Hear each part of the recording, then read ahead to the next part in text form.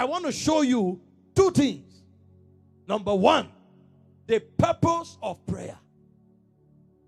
Why is prayer important? Of course, holistically, you have seen that prayer will make you the man God has in mind.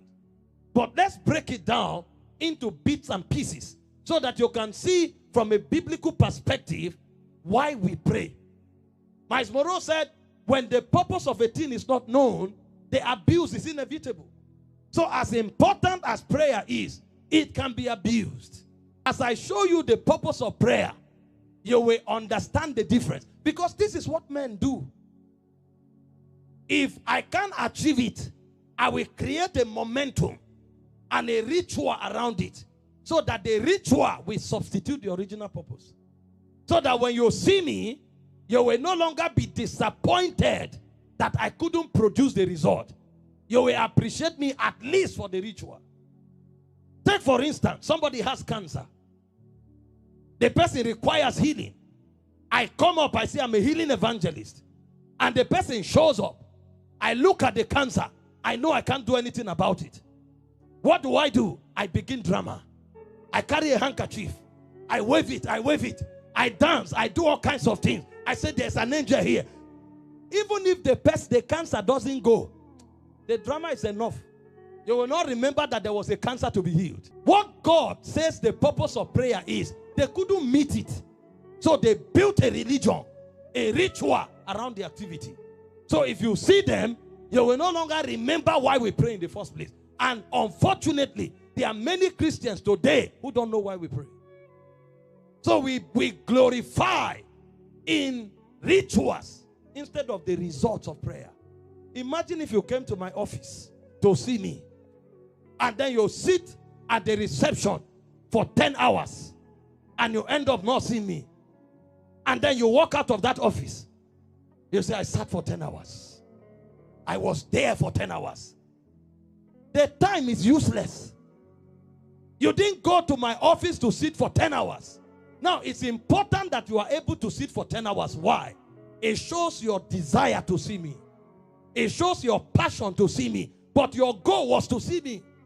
If you don't see me and you walk out and people ask, what did he say? Did you see him? Because you have no answer to give them, what will you say? I sat in that office for 10 hours. When I sat there, they knew a man was around. For 10 hours, they couldn't say go anywhere. They gave me water. They gave me tea. They gave me biscuit. Is that why you went there? Is the time important? Yes, it means you are disciplined. It means you have a desire to see me. But if you substitute that 10 hours for seeing me, then your purpose is defeated. But that's the way of the Pharisees. So it becomes hypocrisy. It becomes about men to applaud you. The goal of prayer is not for men to applaud you. It's not the ritual around prayer. Prayer has specific reasons for which it was instituted. And very quickly, I want to show you 8 reasons why prayer was instituted. And then I will show you how to pray to achieve those reasons. Because there are rudiments for prayer, for you to achieve the purpose for which prayer was instituted. Number 1, what was the reason for the institution of prayer? Is communion and intimacy with God.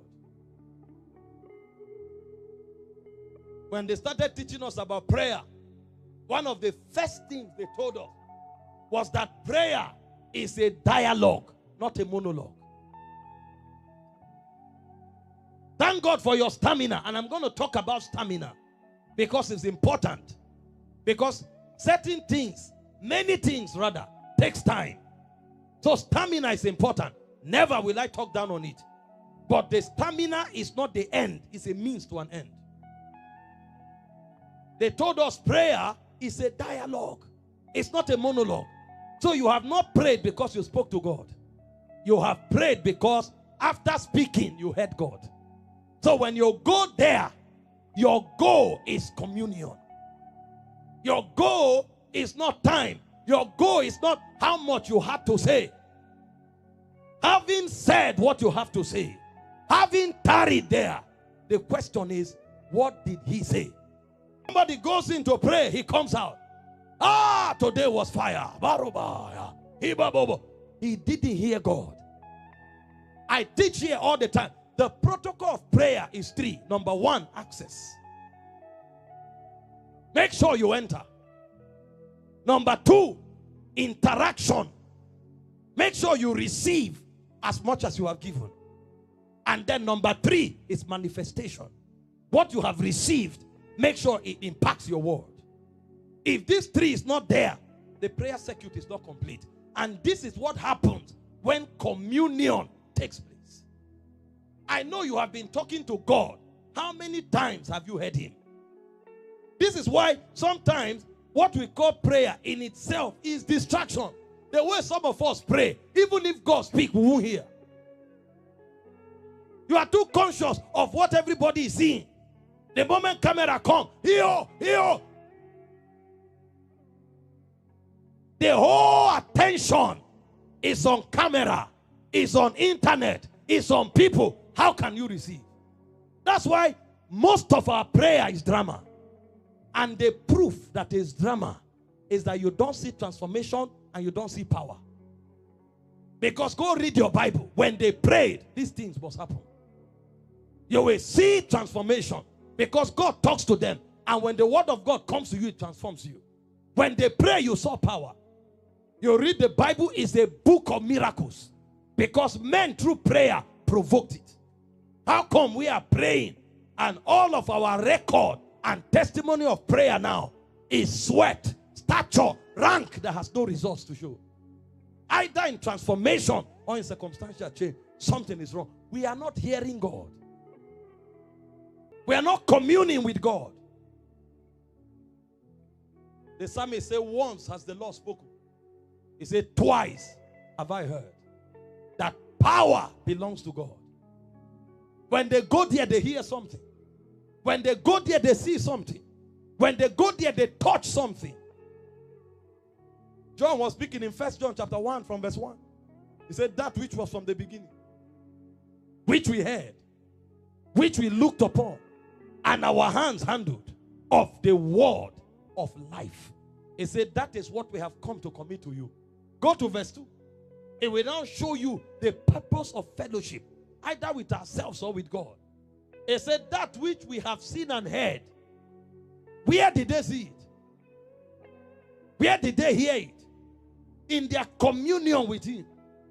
That which we have seen and heard, declare we unto you, that you also may have fellowship with us. And truly, our fellowship is with the Father and with his Son.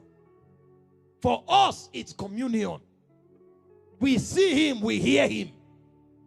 Prayer does not end with I spoke. Prayer ends with having spoken, I heard him and I saw him. It's a dialogue. This is what your heart should crave for when you go to pray. In Psalm 27 verse 8, he said, my heart says to you, seek his face. My heart says of you, seek his face. Your face, Lord, I will seek. When you kneel down there in prayer, your hunger should be what he has to say. Your hunger should be to see him. That is where your power lies.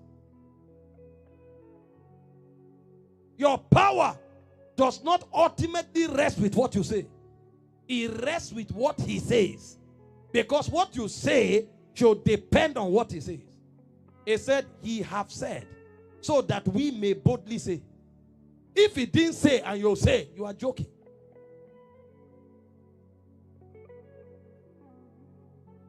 Communion, interaction, intimacy, engagement. When you come out of your altar, who did you engage? What did you engage? Jeremiah 33 verse 3. Ask of me, I will answer. When I'm done answering you, then I start my own. I will show you great and mighty things that you know not of. So there's nothing wrong in you asking. There's nothing wrong in you speaking. But now that you have spoken, have you heard him? Have you seen anything from his realm? Ask of me, I will answer. It's a dialogue. When you are done, then me too, I have something to say. I have something to show. I will show you. Great. Did you see the difference? What you asked was not qualified, whether small or great. But the moment his own part was activated, it became great and mighty things. So what makes us great in prayer are the things we hear him say and the things we see him show. Number 2, purpose of prayer is worship, honor, and adoration. Prayer is one of the ways you ventilate your heart of worship and honor to God. You are full of gratitude. You are full of revelation of God. The way you ventilate that revelation, the way you ventilate that gratitude is in prayer. Look at the way Jesus taught them to pray. After this manner, pray. Matthew 6 verse 9. Our Father, which art in heaven, hallowed be thy name. Hallowed. Most of us go to pray. We forget the God we are praying to. Even our operation it just shows flesh and arrogance. I know when we are in warfare, I know when we are dealing with things, sometimes it can get brutal. But you see, it's not drama we are acting.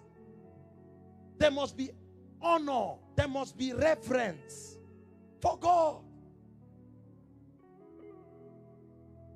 I'm not saying don't have liberty in your Father's presence. We dance here, we celebrate, we play in his presence. He's our Father. But it should never be without reverence. I've taught you before, there are certain realms you enter because of the intensity of that realm. It may affect you. Both your actions, your emotions, and your posture. God knows that his realm may be too intense for you. So when you enter the realm, certain actions are not a surprise to him.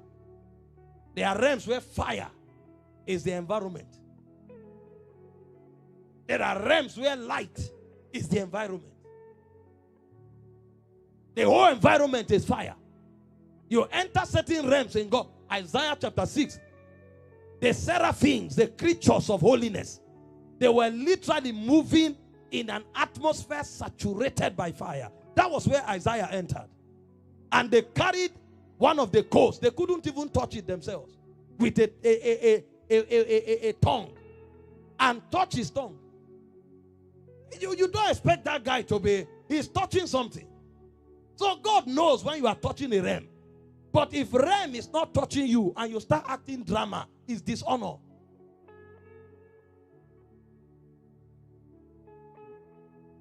Some of you, what you won't tolerate people doing in your presence is what you do in God's presence.